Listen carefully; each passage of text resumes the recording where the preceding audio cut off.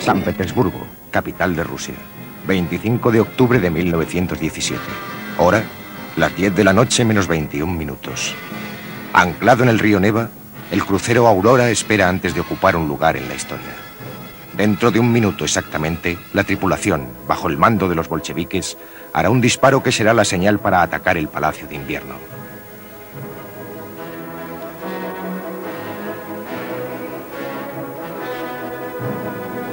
En otros puntos de la ciudad antigua, las armas apuntan contra el último baluarte del gobierno ruso.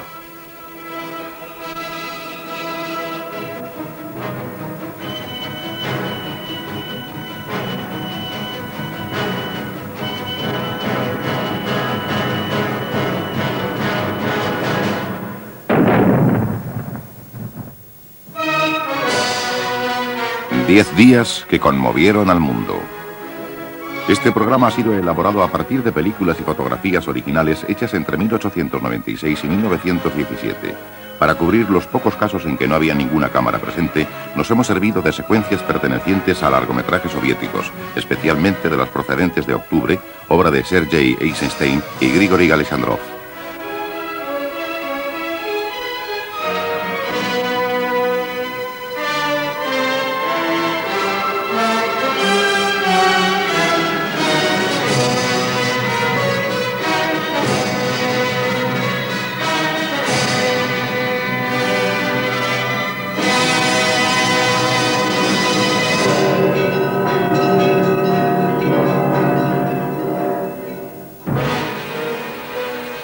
El 14 de mayo de 1896, Nicolás Alexandrovich Romanov fue coronado zar de todas las Rusias.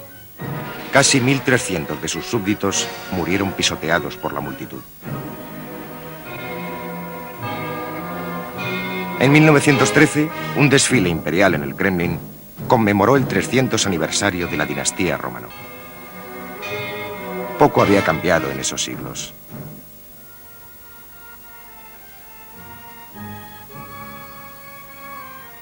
El zar y su familia no habían de rendir cuentas al pueblo, sino solo a Dios. Dios había puesto a los Romanov en el trono y Dios los mantendría en él. El único hijo varón del zar, Alexis Nikolayevich, heredaría el trono si vivía para ello. Pero el niño padecía una enfermedad incurable, la hemofilia. Si moría, sus hermanas garantizarían la sucesión. Olga, Tatiana, María y Anastasia.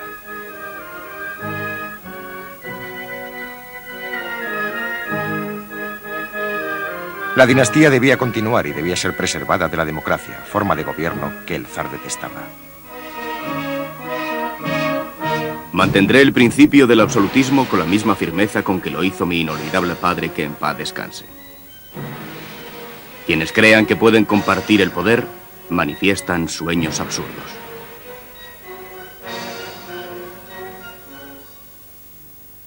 La Rusia zarista de principios de siglo presentaba todas las características externas de un poder ilimitado, inexpugnable y cruel. La gran mole del Kremlin se elevaba como recordatorio de las tres fuerzas que controlaban el imperio: la corona, la iglesia y la burocracia. Para aquellos 160 millones de personas que se extendían por un territorio que constituye la sexta parte de la superficie mundial, no había otra autoridad. Las proporciones y la solidez de la arquitectura moscovita hablaban de una sociedad que confiaba plenamente en su propio destino. En este ambiente surgió una importante élite intelectual. Y la música y la literatura rusas alcanzaron cotas altísimas. Fueron los propios escritores rusos, hombres como Gogol, Dostoyevsky, Tolstoy y Chekhov, los primeros en ver las sombras que se cernían cada vez más sobre una sociedad irremisiblemente condenada. Para los millones de súbditos del zar, analfabetos, pobres y oprimidos, la iglesia era la única fuente de esperanza y consuelo.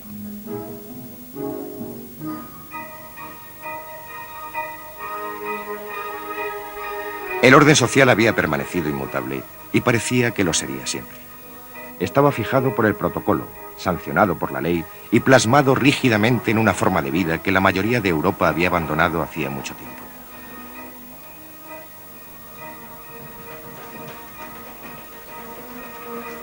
En su vida privada, el zar Nicolás era un hombre amable, tranquilo y tímido, y el suyo era un matrimonio por amor. Con Alex, el mundo entero ha cambiado para mí. La naturaleza, la humanidad, todo. Todo me parece bueno, amable, feliz. La zarina Alex correspondía a su amor y le otorgaba sus consejos. Hemos sido puestos por Dios en el trono y debemos conservarlo sólido y transmitirlo intacto a nuestro hijo. ¿Y cuánto más fácil no es ser un monarca absoluto que uno que ha jurado una constitución? Queridísimo, escúchame.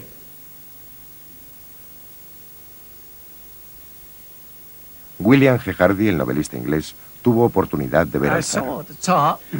Vi al zar en 1913.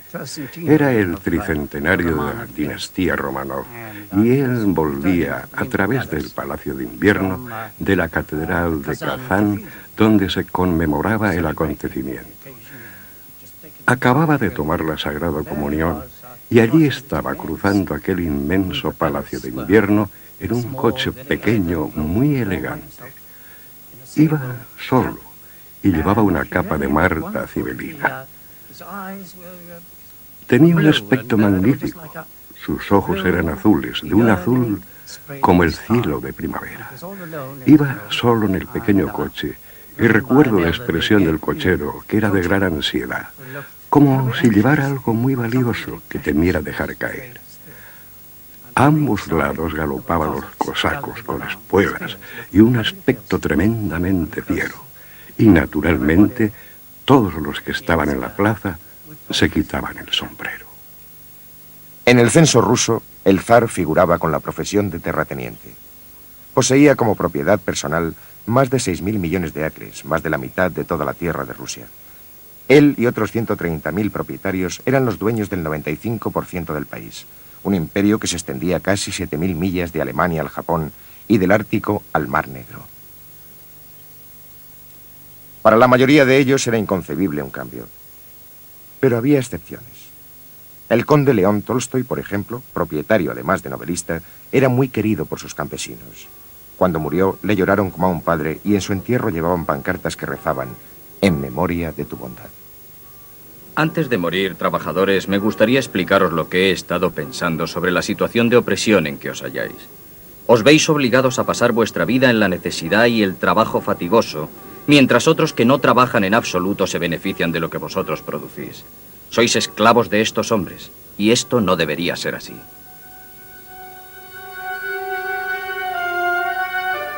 La mayoría de los campesinos rusos no tenía ninguna razón para querer a sus propietarios. El resto de Europa había abandonado la esclavitud hacía siglos, pero en Rusia los hombres no dejaron de ser propiedad de sus amos hasta 1861. Al comienzo de este siglo muchos vivían peor como hombres libres que como lo habían hecho siendo esclavos. El progreso era tan doloroso y tan lento que una familia podía morir sin haber visto ni siquiera un resquicio del mismo.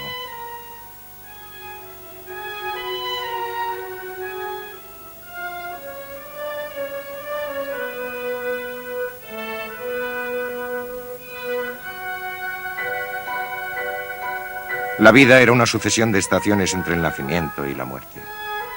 Un tiempo de sembrar y un tiempo de cosechar. Un tiempo de comer y un tiempo de ayunar. Los campesinos eran ignorantes y estaban desunidos. No sabían nada de política ni de filosofías socialistas o revolucionarias. Lo que sí sabían era pasar hambre y temer a la autoridad.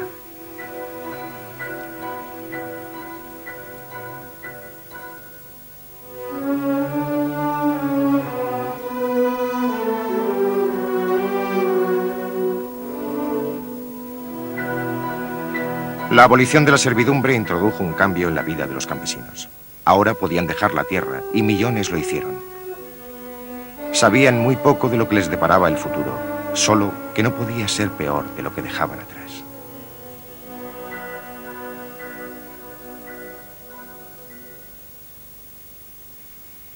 Acudieron a las ciudades, Kiev, Moscú y especialmente San Petersburgo, la ciudad industrial que más rápidamente crecía de toda Europa, la hermosa capital del norte, donde la prosperidad seguía trotando tranquilamente por los puentes sobre el Neva.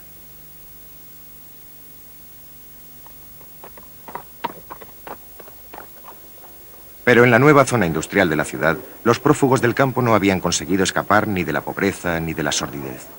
Sencillamente habían cambiado una sujeción por otra. Seguían siendo jornaleros, ahora jornaleros urbanos. El principal soporte de la industria eran las inversiones extranjeras. Francesas, alemanas y británicas para el acero y francesas principalmente para el carbón. En los 10 años que precedieron a la Primera Guerra Mundial, la producción industrial rusa se duplicó. Sin embargo, su productividad seguía siendo la más baja de Europa, al igual que la mayoría de los salarios, por no hablar de las condiciones de trabajo.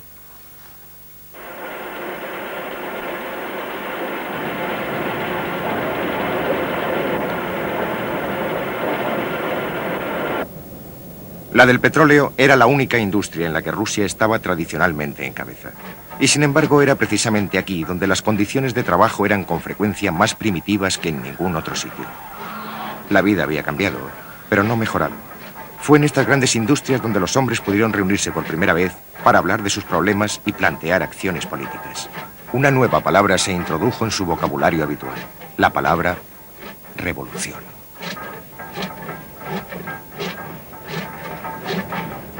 Mientras tanto, lejos de las fábricas y del descontento, la Rusia imperial seguía divirtiéndose.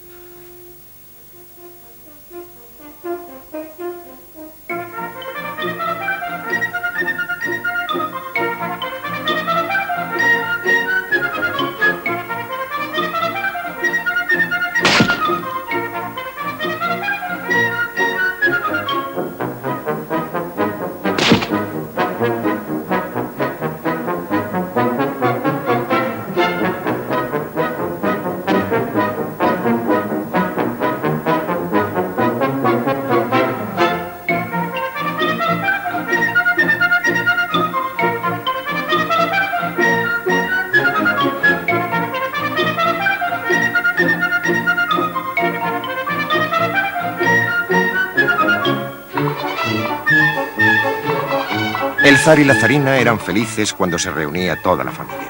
Al ser el propio zar muy aficionado a la fotografía, muchos de sus momentos de asueto fueron registrados por las cámaras cinematográficas del momento.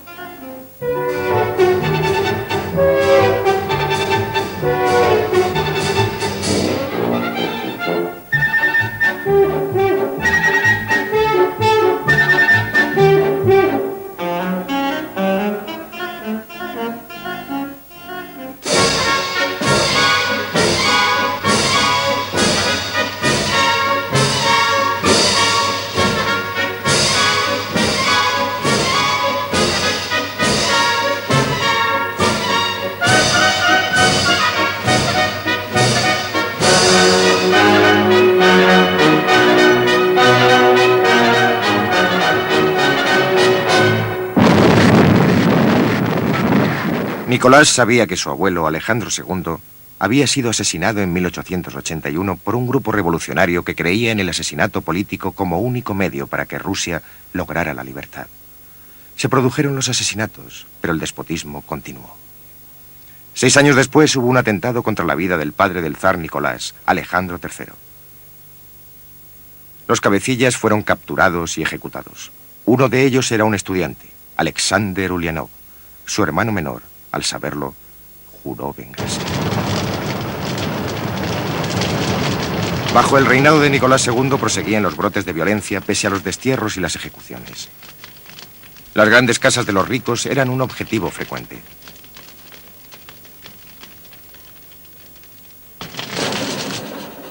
Pero los nuevos líderes revolucionarios se dieron cuenta de que la palabra era más poderosa que las bombas. Imprimían panfletos en sus casas y los introducían clandestinamente en las fábricas. Enseñaron a los trabajadores una nueva arma de protesta, la huelga.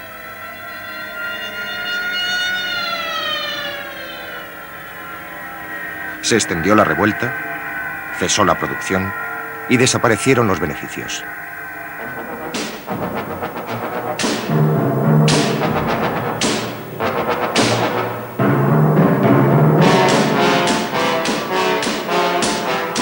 Los huelguistas recibieron un trato despiadado. Eran enemigos del Estado y era preciso suprimirlos.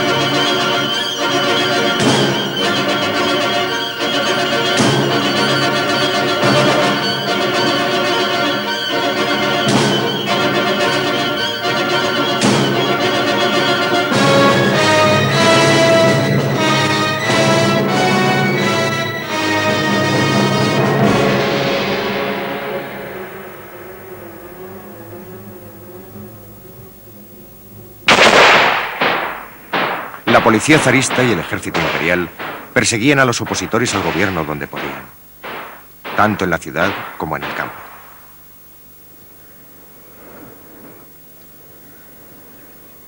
Muchos fueron encarcelados, otros muchos fueron desterrados a Siberia. No se conoce el número exacto de los que murieron.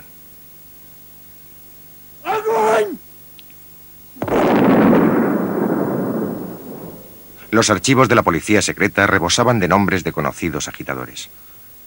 Uno de ellos era el joven que había jurado vengar la muerte de su hermano. Se llamaba Vladimir Ilich Ulyanov. Lenin. Vladimir Ulyanov, universalmente conocido como Lenin, procedía de Simbiosk, una pequeña ciudad de provincias a orillas del Volga. Nació en esta hermosa casa de maderas amarillas en 1870. La diligencia de su padre se vio recompensada con el cargo de director regional de educación. Su madre era una mujer inteligente y seria que, como el padre, había sido educada en la tradición burguesa de vida sencilla y pensamientos elevados. A los 4 años, Lenin posó junto a su hermana Olga. A los 9, ocupó su lugar en un retrato de la familia completa. Sus notas demuestran su aplicación, 5 sobre 5 en todas las asignaturas. Su hermano preferido, Alexander, fue detenido en 1887 por su participación en un complot para asesinar al zar y en la prisión fortaleza de Susselberg oyó su sentencia de muerte. Lenin, que contaba 17 años, quedó marcado para siempre. La familia se trasladó al norte, a Kazán, y fue aquí donde el muchacho leyó por primera vez las obras de Karl Marx.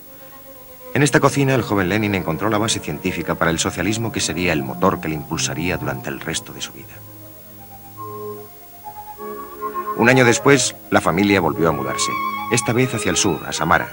Aquí Lenin comenzó a convertir en secreto a sus amigos al marxismo. Fue mientras estaba en Samara cuando la provincia sufrió una de las epidemias periódicas de hambre que azotaban el país como una peste. Los liberales más prominentes trabajaron afanosamente para aliviar la necesidad de los campesinos, pero Lenin se negó a unirse a ellos y mostró por primera vez la lógica implacable de un político práctico. Esta epidemia de hambre es la consecuencia directa de la forma en que está organizada nuestra sociedad. Y mientras esta no cambie, seguiremos teniendo epidemias de hambre. Pero estas hacen que los campesinos reflexionen sobre la realidad de nuestra sociedad capitalista, lo que les lleva a culpar al orden social de sus condiciones de vida y se destruye su fe en el zar y en el zarismo. Esta epidemia de hambre podría provocar disturbios muy graves, amenazar incluso el orden establecido de la sociedad.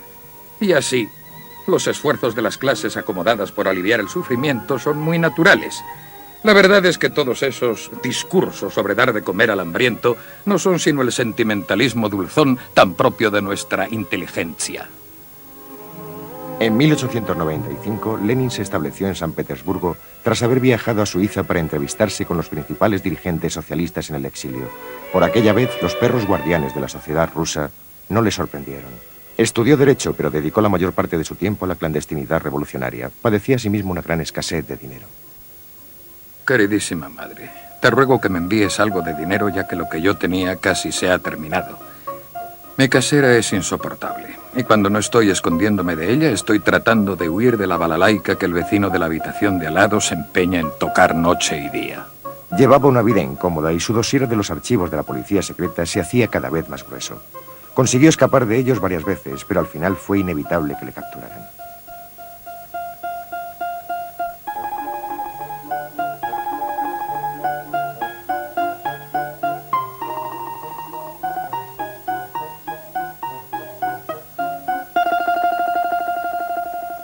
Lenin fue detenido en las Navidades de 1895 y pasó 14 meses en la cárcel sin haber sido juzgado. Hacía ejercicio para mantenerse en forma y, recordando la tinta invisible que empleaba de niño, consiguió hacer llegar panfletos e instrucciones a los amigos que se encontraban libres. A los 27 años fue desterrado a Siberia. Lenin soportó con facilidad aquel confinamiento.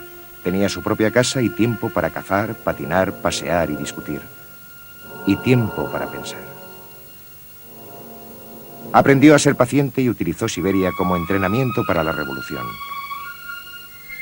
Desde allí envió una carta a otra exilada llamada Krúpskaya. La respuesta de ella fue sencilla. Si he de ser tu mujer, lo seré. En la primavera de 1899, las autoridades tuvieron el detalle de permitir que se casaran. Éramos jóvenes y acabábamos de casarnos.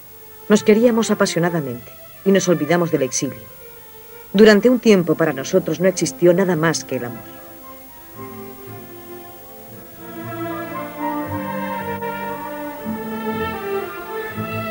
Pasada la luna de miel, emprendieron sin tardanza una traducción de la historia de los sindicatos. Desde su exilio de Siberia, Lenin había proyectado un nuevo periódico revolucionario, Iskra, La Chispa. Fue entonces cuando Ulianov empezó a firmar como Lenin. Iskra tenía que ser introducida en Rusia clandestinamente y el primer número se publicó en Alemania en 1900. Pero los impresores estaban nerviosos y hubo que trasladar la sede a Inglaterra. Había niebla cuando Lenin y Krúpskaya, liberados del exilio, llegaron a Londres por primera vez. Alquilaron 2 habitaciones en Kingsbury y a la casera no le hacía ninguna gracia que Krúpskaya no llevara alianza. Entre las personas que conocieron a Lenin en aquella época se encontraba una muchacha de 17 años, ahora la señora Zelda Coates. Conocí a Lenin en casa de mi hermana.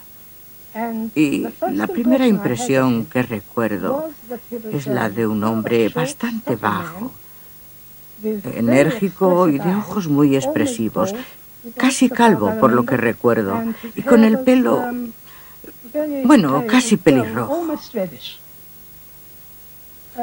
Mi hermana tenía varios hijos.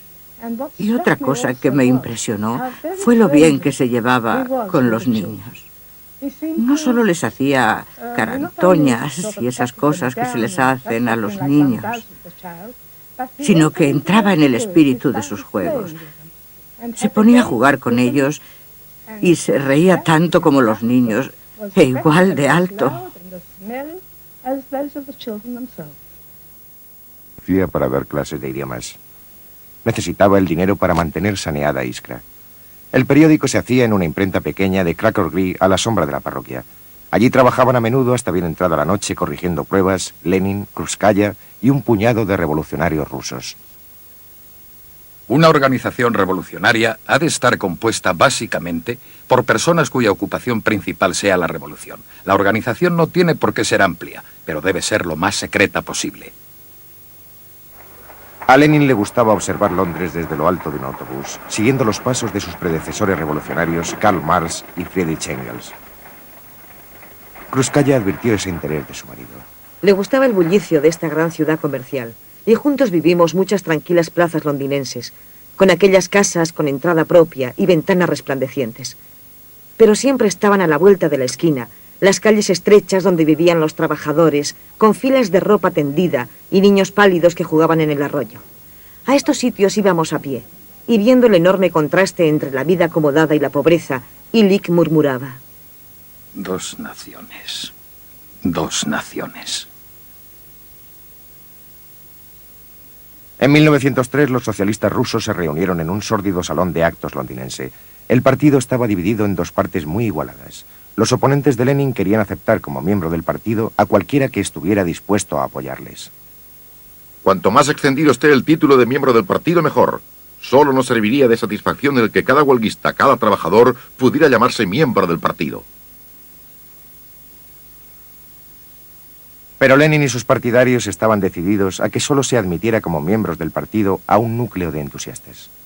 Es preferible que 10 auténticos trabajadores no puedan decir que son miembros del partido a que un charlatán tenga el derecho y la oportunidad de serlo.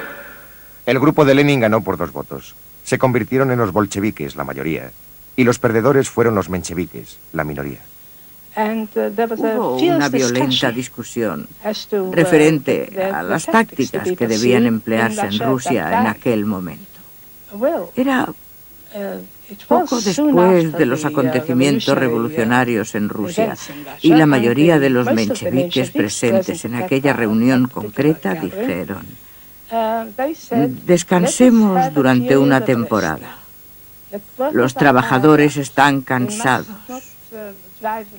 No debemos presionarles demasiado. Pero Lenin saltó de la silla furioso, lo que no casaba con el hombre frío que yo había conocido, y dijo: eso no son más que tonterías. Son ustedes, señores míos, los mencheviques, quienes están cansados. La clase obrera rusa no está cansada, al contrario, está llena de energía. Rebosa ganas de luchar por su libertad y el derrocamiento del zarismo.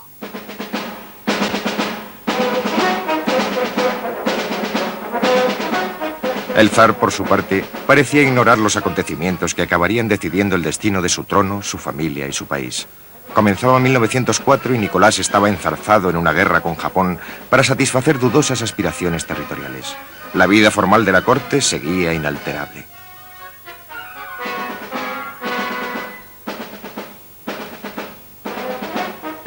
Muy lejos de este elaborado ceremonial, los ejércitos rusos sufrían una derrota tras otra para acabar rindiéndose ante los japoneses y volviendo a casa derrotados. Lenin comentó el desastre con sequedad. No es el pueblo ruso, sino la autocracia quien ha de avergonzarse de la derrota. El pueblo ruso ha salido ganando con la derrota de la autocracia. Y la capitulación de Portov no es sino el preludio a la capitulación del zar. En San Petersburgo, las noticias de la humillación de la derrota se vieron seguidas por el frío glacial de enero. Aquel fue un invierno de descontento.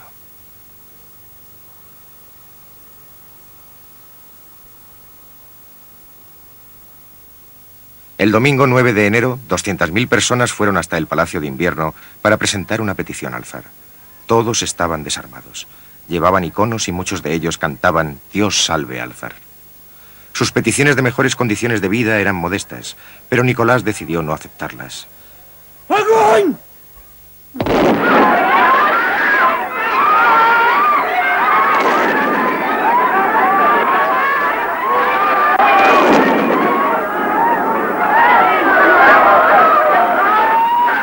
Ese día pasó a la historia como el Domingo de Sangre.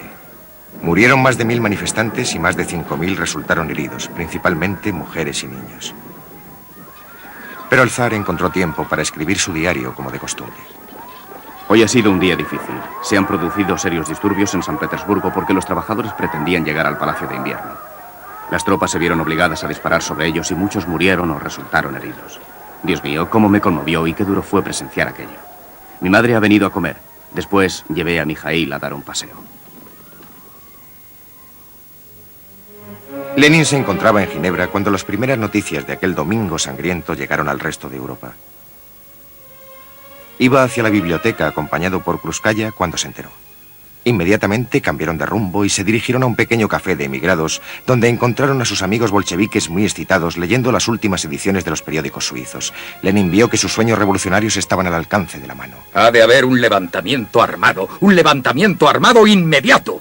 Decir que no podemos ganar es hablar como cobardes. En la calma de esta biblioteca ginebrina se aplicó al estudio de las implacables técnicas de la guerra civil.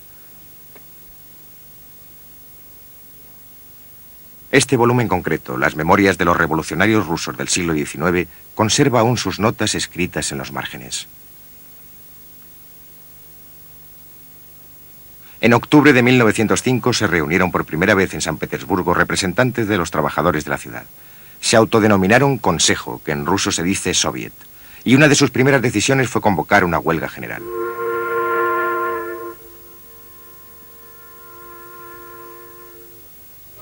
A finales de octubre, San Petersburgo estaba paralizado.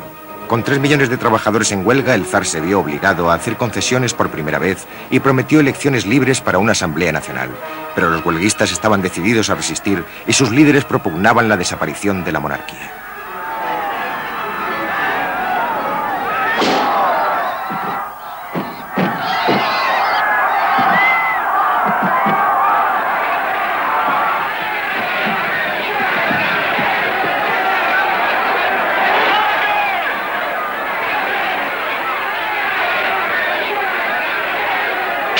En Moscú, una brigada de combatientes bolcheviques, apoyada por miles de huelguistas, levantó barricadas en las calles.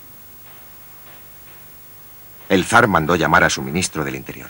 Esta situación no puede durar. Son sus cabezas o las nuestras. Le ordeno que tome las medidas que considere necesarias.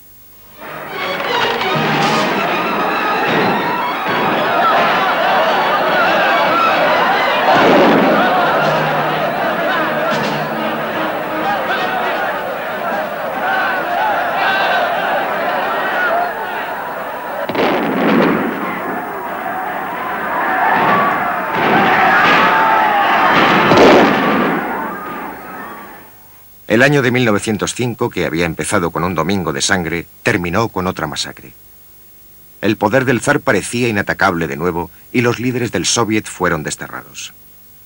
Su último presidente, un socialista, aunque todavía no un seguidor de los bolcheviques, se llamaba León Trotsky. 3 meses después, la Asamblea Nacional prometida se reunía por primera vez. Lenin la atacó desde el exilio. La Asamblea Nacional es un instrumento inadecuado para lograr la victoria de la revolución. El gobierno ruso sigue siendo un despotismo militar con la cara lavada por formas parlamentarias. Por su parte, el zar convocaba y disolvía la Asamblea a su capricho. Por fin se acabó. Hoy he disuelto la Asamblea Nacional. Ha hecho un tiempo espléndido. Después de cenar he leído un libro y he dado un paseo en barco. Era una época de represión, y en los archivos de la policía figuraban los nombres de muchos que después tomaron parte en la Revolución de Octubre de 1917. Piet Jomsky.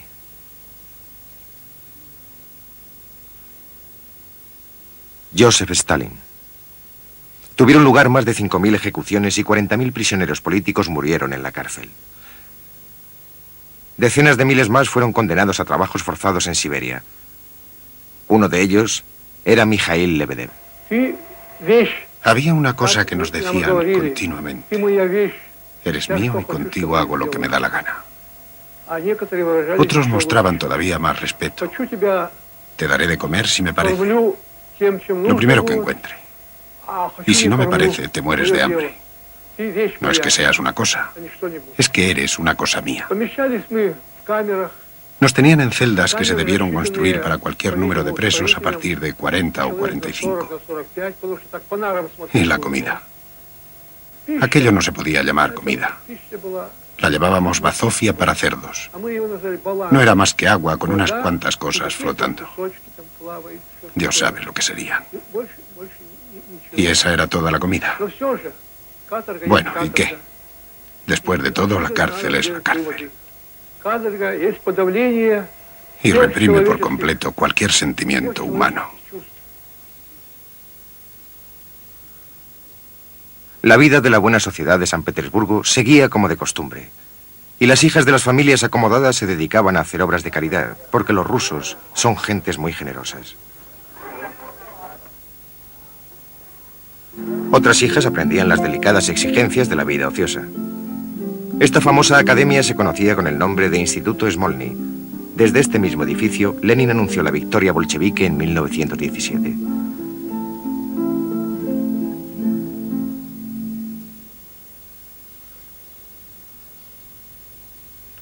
La mecha volvió a prenderse en 1912 en los yacimientos de oro de Lena, en Siberia, donde los mineros amenazados con un recorte de los jornales fueron a la huelga. Mikhail Lebedev era uno de ellos. Esperaban un momento propicio para hacer fuego. De repente se oyó un ruido, como si se rasgara un trozo de lona. Aquel debió ser el primer disparo. Escuché. Después hubo otro. Los obreros empezaron a gritar. Se oyó un rugido y de pronto todo el mundo cayó al suelo. Yo también. Al caer vi a Danilov, que estaba a mi lado, tumbado de espaldas de una forma muy rara, con un cigarrillo apagado en la mano y mirándome fijamente. Y entonces vi un gusano negro que le salía de detrás de la oreja. Me di cuenta de que era sangre. Iba en serio. Disparaban de verdad. Después otra descarga, otra más, y luego el silencio.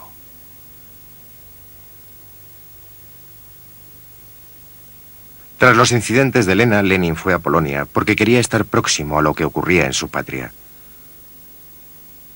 Todos los días, después de una cena de sopa y albóndigas, daba los últimos retoques a su artículo para Pravda y lo llevaba al correo.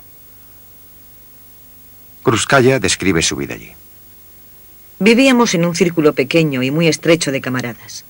Nuestros amigos salían a pasear con nosotros. Nos pusieron el mote de el grupo de la clase alta. Y siempre nos invitaban a los conciertos. Vladimir sentía un gran amor por la música. La paz y el orden de su vida en el campo ofrecen un extraño contraste con la pasión revolucionaria de las ideas de Lenin.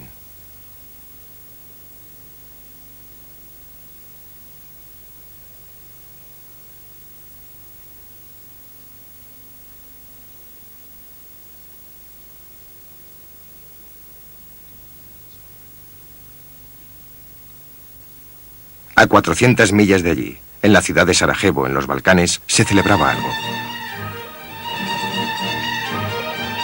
Era el 28 de junio de 1914 y el archiduque de Austria, Francisco Fernando, se encontraba en visita de Estado. Entre la multitud que le esperaba había un joven con una pistola.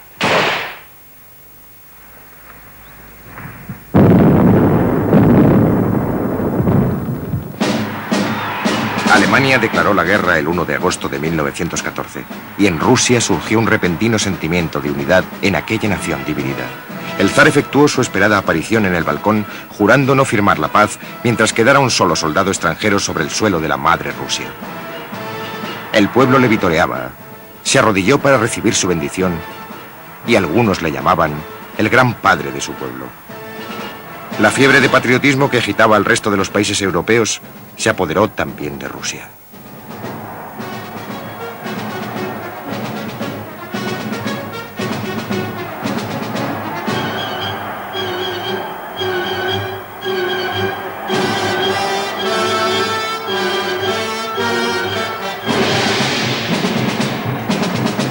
En la primera semana de guerra se movilizó un ejército de 1,5 millones de hombres. Voluntarios que se dirigían hacia la masacre humana más grande que se ha conocido.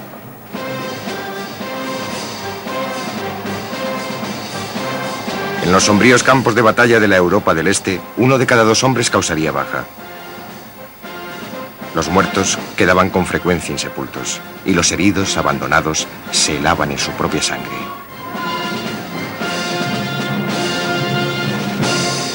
Con la guerra, Lenin fue expulsado de Polonia y se trasladó a Wien, en Suiza. Convocó allí a todos los bolcheviques disponibles. Se reunieron en un bosque de las afueras de la ciudad y Lenin esbozó sus opiniones sobre la guerra. La derrota de la monarquía zarista es un mal menor que la derrota de la Alemania del Kaiser. Cuanto mayores sean las pérdidas en la guerra, antes se darán cuenta todos de que se ha traicionado al pueblo. Nuestra misión está clara. Propaganda total, tanto en las Fuerzas Armadas como entre la población civil, instándoles a dejar de apuntar con sus armas a los soldados del así llamado enemigo, que son en realidad sus hermanos. Debemos organizar grupos clandestinos en los ejércitos de todos los países. Esta guerra no es más que una guerra imperialista. Debemos convertirla en una guerra civil ahora.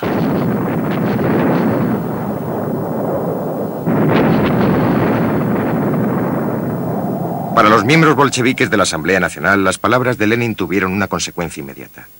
Se los detuvo por oponerse a la guerra. Se los condenó por alta traición y se los desterró a Siberia.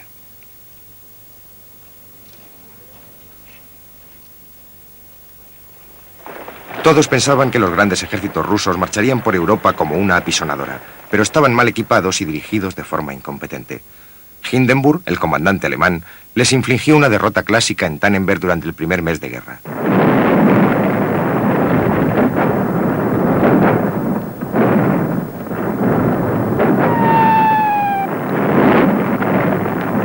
Las tropas alemanas aislaron y rodearon al ejército ruso. Y en agosto de 1914, los rusos sufrieron 300.000 bajas entre muertos, prisioneros o heridos graves.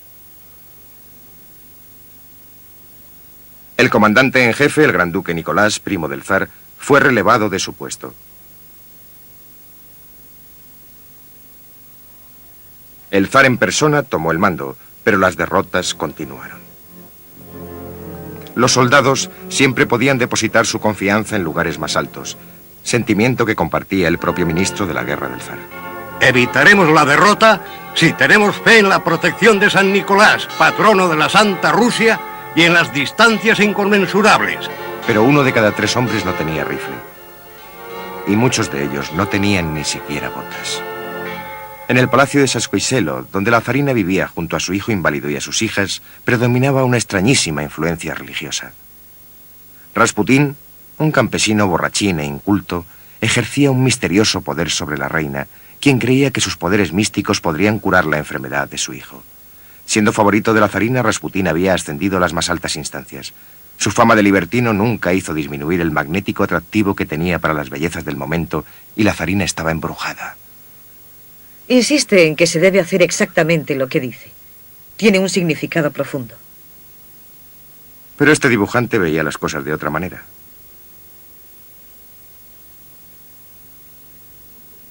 Bajo la influencia de Rasputín, la zarina escribía largas y sentenciosas cartas al marido que estaba en el frente. Mi querido Nicky, me sangra el corazón cuando pienso que has de soportar tantos reveses sin tenerme a tu lado. Llevas una carga tan pesada sobre tus pobres hombros. Ningún espíritu de equipo, ninguna confianza en los oficiales. Pero espero que visites a los soldados siempre que puedas, y me imagino su alegría al verte. Mi consuelo es cuidar a los heridos, el aliviar sus sufrimientos, aunque sea en pequeña medida, ayuda a mi corazón a sobrellevar su dolor. La zarina organizó su propio hospital militar junto a San Petersburgo. Era más limpio y más tranquilo que la mayoría de ellos. Había crecido el número de moribundos y heridos procedentes del frente a medida que las fuerzas de Hindenburg hacían retroceder cada vez más al ejército ruso. Y los reveses de la guerra acrecentaron la hostilidad popular contra su amigo Rasputín.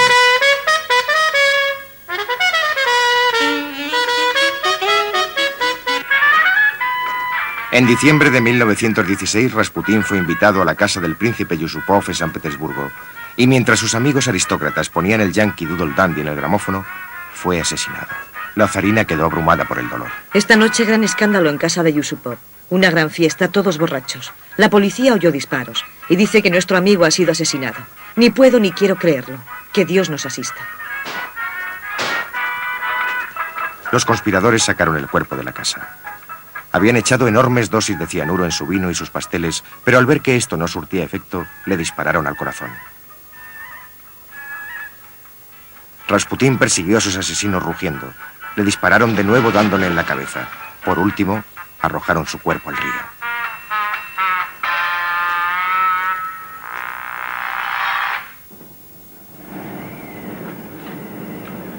El invierno ruso de 1916 fue uno de los más fríos de este siglo. El estado de los transportes era caótico, las fuentes de energía quedaron cortadas y era difícil conseguir pan, no porque no lo hubiera, sino porque no llegaba. Con tristeza y sin entusiasmo, el ejército pasó entre escalofríos aquellos meses gélidos.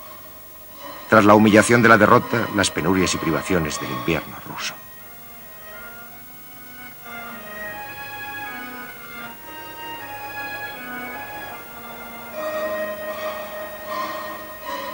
El ejército, deshecho, solo podía aguantar en espera de la primavera y librarse de sus muertos.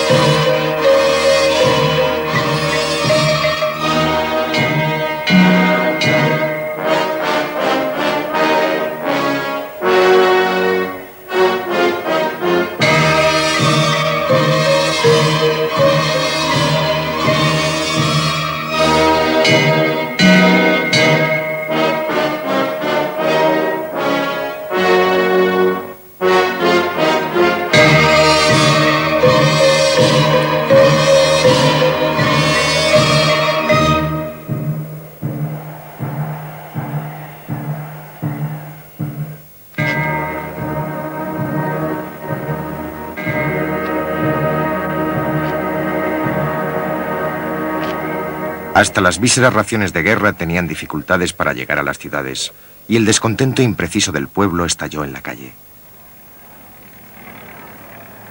La zarina se mantuvo inconmovible. Las gentes van por las calles gritando que no tienen pan. Lo hacen únicamente para crear nerviosismo. Pero esto pasará y las aguas se calmarán siempre que la Asamblea Nacional se porte como es debido. Pero ahora la Asamblea Nacional incitaba al pueblo a rebelarse contra sus gobernantes. El 23 de febrero empezó una huelga general en San Petersburgo. Casi 100.000 obreros tomaron parte en las manifestaciones. «Acabad con las manifestaciones en la capital», ordenó el zar. Pero fue inútil.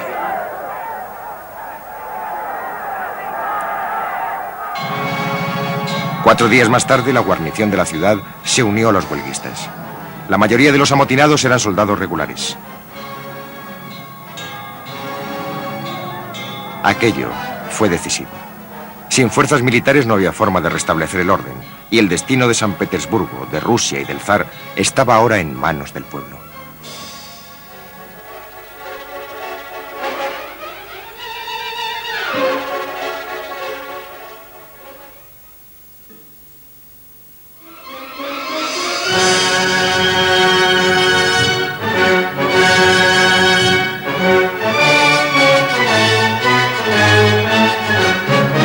Buscando desesperadamente líderes, los manifestantes se dirigieron a la Asamblea Nacional. En el mismo edificio se estaba celebrando ya un consejo de soldados y trabajadores, un nuevo soviet. Y a partir de ese momento se constituyó en rival de la Asamblea. Alexander Kerensky, un abogado de 35 años, era miembro tanto de la Asamblea como del soviet. Era un gran orador y su valeroso llamamiento al derrocamiento del zar lo convirtió en un héroe popular. Cuando las tropas del frente tuvieron noticias de los disturbios de la capital y se enteraron de que el zar podía ser derrocado en cualquier momento, lanzaron vivas, se rieron y agitaron pancartas como todos los demás, sin duda en la esperanza de que el nuevo gobierno terminara con la guerra.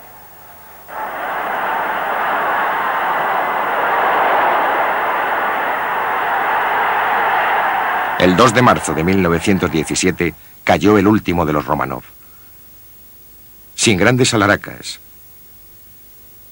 sin ofrecer siquiera una breve resistencia, Nicolás firmó el documento de abdicación. Fueron inflexibles y él tuvo que abdicar. Los miembros de la Duma subieron al tren en una vía muerta y exigieron su abdicación. Y él accedió. No podía hacer otra cosa. Y lo más trágico era que en el documento de la abdicación figuraban todos los títulos maravillosos que tenía. Empezaba con Nos Nicolai II Alexandrovich, emperador soberano y absoluto de todas las Rusias, zar de Polonia, gran príncipe de Finlandia y Lituania, y zar de Siberia, zar de Kol, y así sucesivamente, etcétera, etcétera. Señor y ospodi de otras muchas tierras a todos nuestros leales súbditos, cuando en realidad le quedaban muy pocos súbditos leales. Y cuando salió del cuartel general para dirigirse a la capital, todos sus cortesanos le iban abandonando subrepticiamente, se iban bajando en las estaciones intermedias. Y llegó solo. Y se arrojó llorando en brazos de su esposa, porque sentía que había sufrido una tremenda humillación. Naturalmente, nadie quería al zar en aquel momento. Pero le dijo a su mujer, si Rusia entera se pusiera ahora de rodillas para pedirme que volviera, no lo haría. La zarina adoptó otro punto de vista. Comprendo lo que has hecho, héroe mío. Y juro por mi vida que volveremos a verte en el trono. Por obra de tu pueblo y de tu ejército, serás coronado de nuevo por el mismo Dios sobre esta tierra, en tu patria. El día de la abdicación, Alexander Kerensky fue fotografiado en los jardines del Palacio Real. Líder de un grupo de idealistas de clase media, contaba con el aplauso de las masas.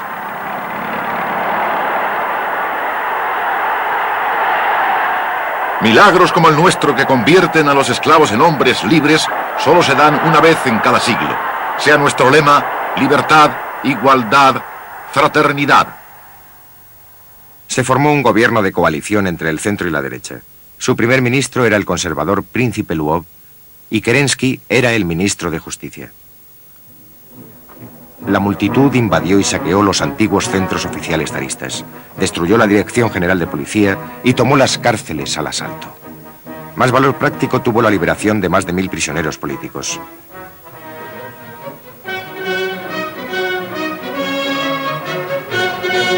Muchos de ellos eran bolcheviques, que, para sorpresa y consternación del nuevo gobierno, no tardaron en atacarlo tachándolo de burgués y de reaccionario. Uno de los que regresaron a casa del exilio de Siberia era un joven llamado Molotov. Otro era Stalin, el hombre de acero. Al estallar la guerra, Lenin se había refugiado en Suiza. Vivía en Zúrich, escribiendo propaganda y manteniéndose en contacto con la organización bolchevique en Rusia. Cuando tuvo noticias del alzamiento de febrero, vivía sobre este restaurante en el barrio viejo de la ciudad. No tardó en escribir a Rusia proponiendo un plan de acción. Hizo un llamamiento para que se terminara la guerra y apeló a los trabajadores de todas las naciones combatientes para que derribaran a sus gobiernos respectivos. Decidió abandonar su tranquilo refugio suizo lo antes posible para ir a San Petersburgo y a la revolución.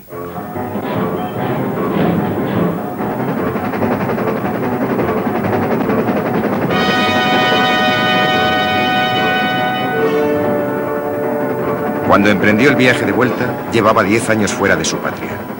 E iba acompañado por otros revolucionarios que, como él, habían estado esperando este momento durante todo el tiempo que duró su exilio. Cruzaron Alemania en un tren privado. El Kaiser les había garantizado su seguridad. El gobierno alemán veía ventajas evidentes en ayudar a unas personas que se oponían tan violentamente a que Rusia continuara en la guerra. Desde Alemania, los exiliados cogieron un ferry que los llevó por el Báltico hasta Trelleborg, en Suecia, desde donde siguieron para Estocolmo. Tuvieron el tiempo justo para que Lenin se comprara un par de zapatos nuevos y para que alguien hiciera esta fotografía. Un grupo de revolucionarios corriendo para llegar a la revolución. Después siguieron hacia el norte, por Finlandia. Por fin, el 3 de abril de 1917 se acabó el largo exilio. 8 días después de haber abandonado Suiza y 6 semanas después del levantamiento de febrero, Lenin llegó a San Petersburgo.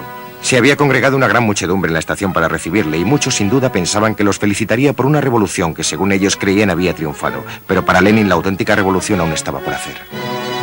Cuando el nuevo gobierno os habla con suavidad y os hace promesas, os está engañando.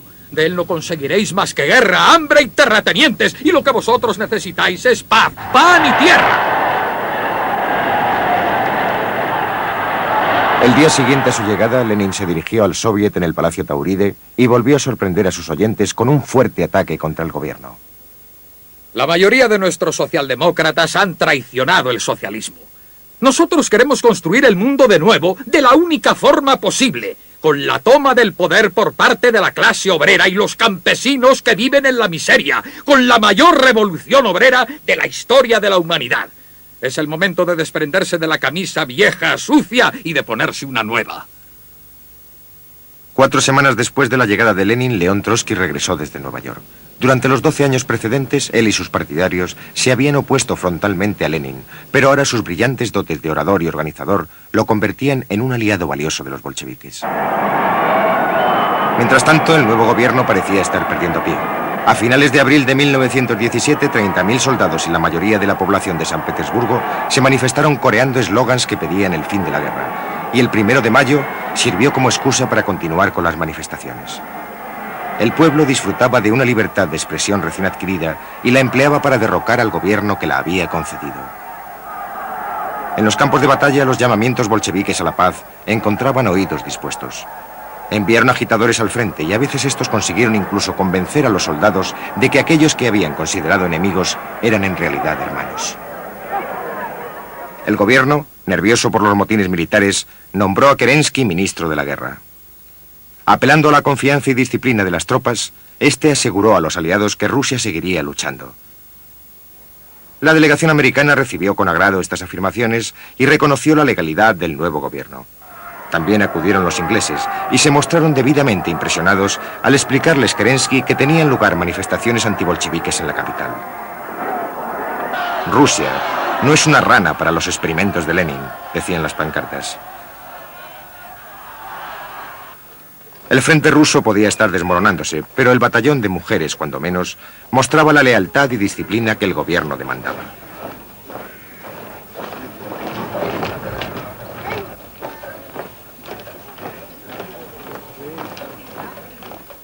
La suya fue una lealtad que se mantuvo firme hasta la noche de la victoria bolchevique en octubre.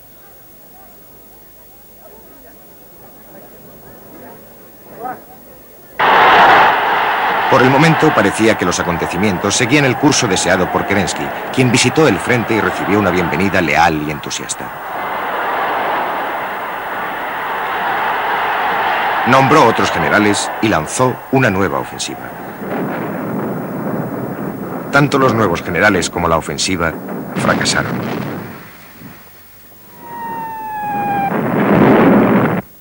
Después de cada derrota militar, aumentaba la popularidad de los bolcheviques. Después de todo, ellos seguían haciendo llamamientos a la paz. Dicen que en Rusia no hay ningún partido político preparado para asumir el poder en solitario. Yo digo que sí lo hay. Nuestro partido está preparado. Exigimos que se publiquen los beneficios secretos que los capitalistas están obteniendo con la guerra. Después los detendremos. Kerensky tampoco se quedaba callado. Vosotros, los bolcheviques, proponéis soluciones infantiles. Detener, matar, destruir. ¿Qué es lo que sois? ¿Socialistas o policías? A medida que transcurría el verano, crecía la tensión en San Petersburgo. Las manifestaciones eran espontáneas e incontroladas. Ni el gobierno ni el soviet dominaban la situación y la revolución corría el peligro de naufragar en un mar de anarquía. Después de 2 días de ira y confusión en los que participó 500.000 de personas, los bolcheviques respaldaron oficialmente a los revoltosos y el 4 de julio hubieron de enfrentarse a la violencia.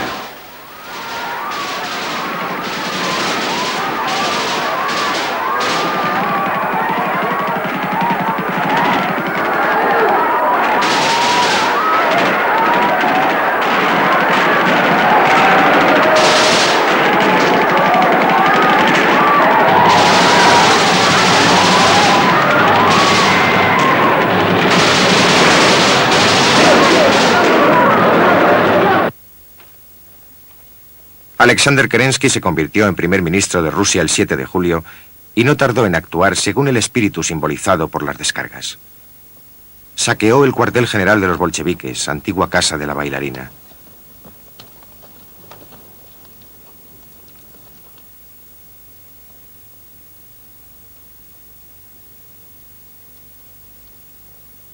Se cursaron órdenes de detención contra los líderes bolcheviques y por primera vez se acusó oficialmente a Lenin de ser un agente alemán. Pero los bolcheviques le ayudaron a escapar disfrazado con una peluca castaña y con su característica barba afeitada. Sirviéndose de un pasaporte falso a nombre de Ivanov, huyó al norte. Se refugió en Radliv, a solo 20 millas de la agitación de la capital, y durante el somnoliento verano de 1917 permaneció escondido allí. Como la mayoría de los prófugos, dependía de sus amigos para que le proporcionasen todo lo que necesitaba. Necesito una cinta para el sombrero, polvos para limpiarme los dientes, un tazón y una brocha de afeitar.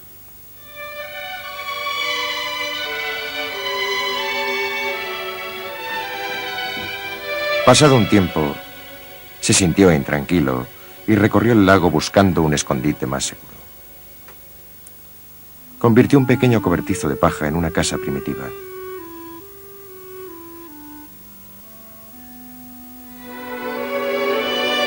Y aquí, sirviéndose de un tocón como mesa de escribir, esperó a que se produjera la revolución. Desde abril el número de miembros del partido se ha duplicado. El ejército está desmoralizado y los campesinos se inclinan cada vez más por nosotros. El gobierno está dividido y es ineficaz. La revolución burguesa se convertirá en la revolución de la clase obrera. Sucederá. No hoy ni mañana, pero sí muy pronto. El 12 de agosto, en el Teatro Bolshoi de Moscú, el gobierno provisional hizo un desesperado intento por aunar las dispersas fuerzas del país y crear cierto sentimiento de unidad. Se convocó una reunión de todos los partidos para tratar de buscar la salida al dilema de Rusia. Acudieron más de 2000 delegados que llenaron las butacas y los palcos del teatro. Debían representar todos los grupos existentes en el triste caos de la sociedad y la política rusas, pero los bolcheviques no se encontraban allí. Boicotearon la reunión. Convocaron una huelga el día de la conferencia y acusaron a los delegados de no ser los auténticos representantes del pueblo. Al final de una larga sesión de divagaciones hueras, se adelantó un hombre fuerte, el general Kornilov, nuevo comandante en jefe, que se enfureció tanto con la confusión dominante que se tomó la justicia por su mano con una iniciativa militar. Ya es hora de acabar con estos espías alemanes, eliminar a sus cabecillas y dispersar a los soviets. Quiero desplazar una unidad a corta distancia de la capital. Así, cuando los bolcheviques se manifiesten, trataremos a esos traidores como se merecen. Aunque el gobierno lo había prohibido, los tanques de Kornilov avanzaron hacia la capital. Kerensky le relevó del mando y Kornilov, a su vez, exigió la dimisión del gobierno. Sus unidades se acercaban cada vez más a San Petersburgo. Pero Kornilov había cometido un grave error de cálculo. El soviet llamó a sus soldados y obreros para la defensa y estos formaron una milicia de 25.000 hombres que fue el embrión de la Guardia Roja de la Revolución de Octubre. Kornilov se encontró con la resistencia de un movimiento auténticamente popular a cuya cabeza estaban los bolcheviques.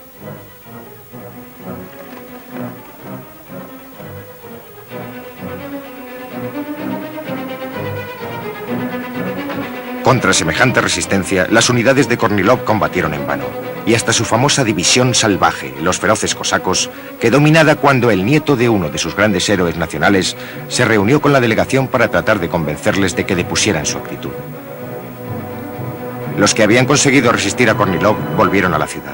Aquella no era una victoria del gobierno, sino del partido bolchevique.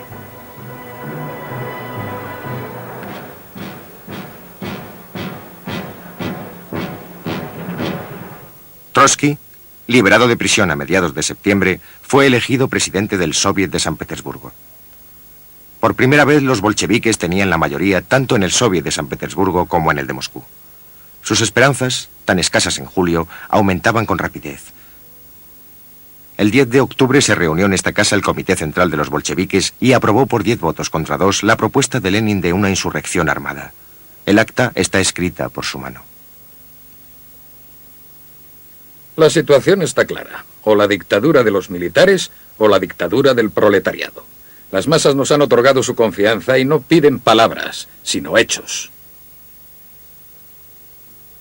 En el Instituto Smolny, antigua academia de señoritas, los bolcheviques organizaron la insurrección. El periodista americano John Reed describió la escena. El instituto ha sido tomado por organizaciones revolucionarias de trabajadores y soldados. En el interior hay más de 100 salas, en cuyas puertas hay placas de esmalte que informan al transeúnte de que se trata de la clase de señoritas número X o la sala de profesores. Pero sobre ellas hay ya otros carteles, prueba de la vitalidad de un orden nuevo. Comité Central del Soviet o Unión de Soldados Socialistas. Los largos pasillos abovedados, iluminados por débiles luces eléctricas, resuenan al paso apresurado de obreros y soldados, y el ruido de sus botas produce un trueno profundo e incesante en el suelo de madera. Los descansillos rebosaban de panfletos y escritos políticos. El 23 de octubre los batallones bolcheviques salieron a tomar posiciones en la calle. El gobierno Kerensky, aun sabiendo lo que ocurría, hizo muy poco para detenerlos.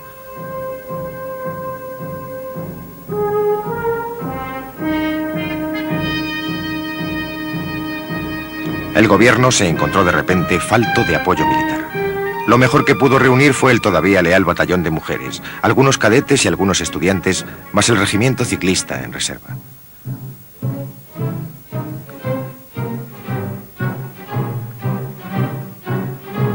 En el Palacio de Invierno, los defensores levantaron barricadas contra el ataque que esperaban.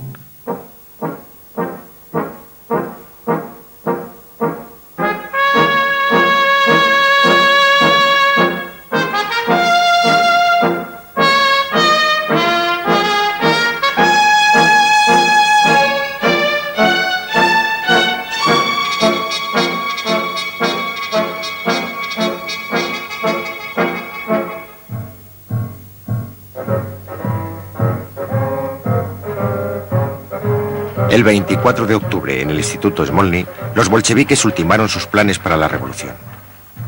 Sus líderes trabajaban sin dormir.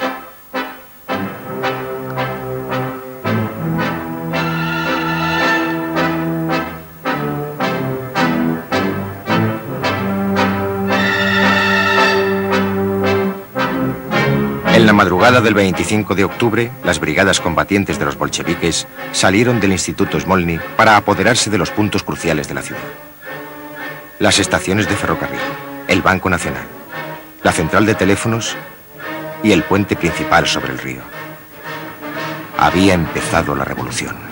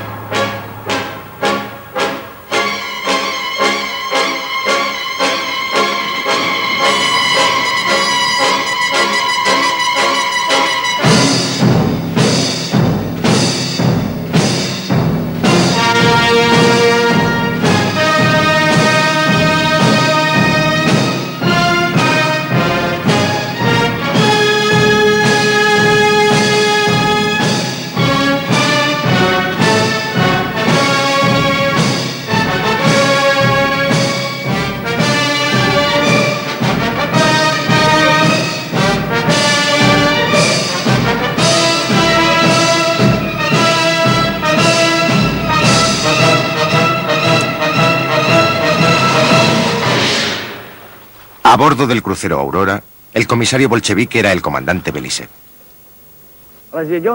La zona rodeada fue iluminada por un electricista para permitir que las brigadas armadas de obreros, soldados y marineros convergieran en el centro de la ciudad y rodearan el Palacio de Invierno.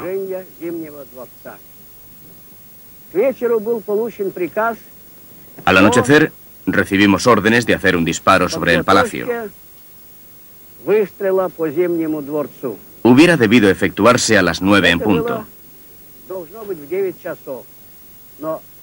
Pero después de un retraso, cuando a las 9:45 se informó de que se había recibido la señal de la fortaleza Pietropol, yo, como comisario, di orden de que se hiciera un disparo sobre el Palacio de Invierno.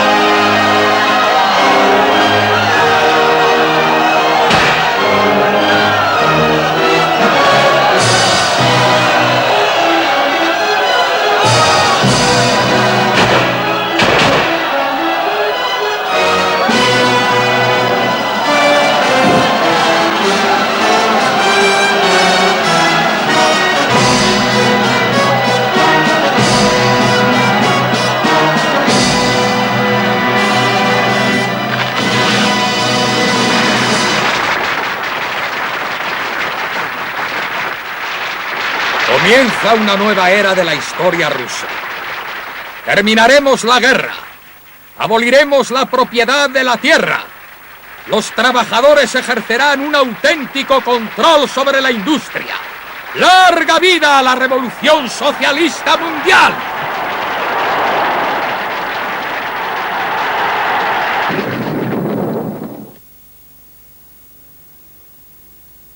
A la mañana siguiente, se concentró una muchedumbre ante el Palacio de Invierno. Una muchedumbre desconcertada. En 8 meses habían sido abolidos primero el zarismo y después la democracia liberal. Solo Kerensky había conseguido escapar antes de que cayera el palacio.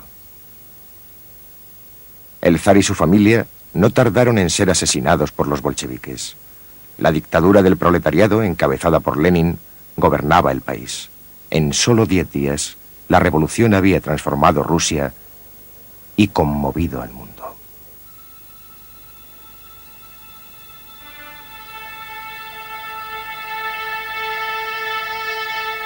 Fue al 11º día cuando llegó la nieve. Nos despertamos por la mañana y vimos el alféizar de la ventana cubierto por una montaña de nieve y la lluvia de copos era tan espesa que no se veía a 3 metros. Ya no había barro.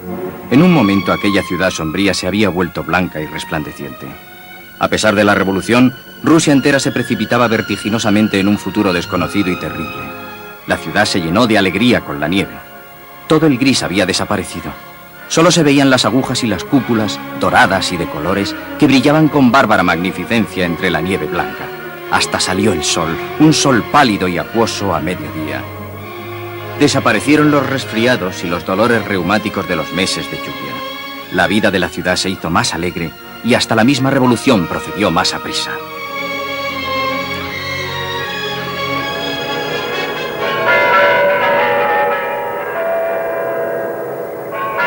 Moscú, Plaza Roja. Donde antes los ricos paseaban en coche, hay ahora una larga cola que avanza hacia la tumba de Lenin. Vienen gentes de todos los rincones de ese enorme país, muchos millones al año, bajo el sol y bajo la nieve. El pueblo ruso ha conseguido mucho y ha padecido mucho. Una transformación industrial única en la historia y una guerra que destruyó completamente el 80% de esas industrias. De la Edad Oscura a la energía nuclear, pacífica o bélica, de la primera victoria de Lenin por medio de una guerra civil y las salvajes purgas de Stalin a una cuidadosa convivencia y una libertad personal mayor que la de cualquier época posterior a los días que siguieron a la abdicación de Nicolás II. Pero ¿quién puede decir a dónde les llevará el camino que comenzaron a andar en 1917? ¿Y a nosotros?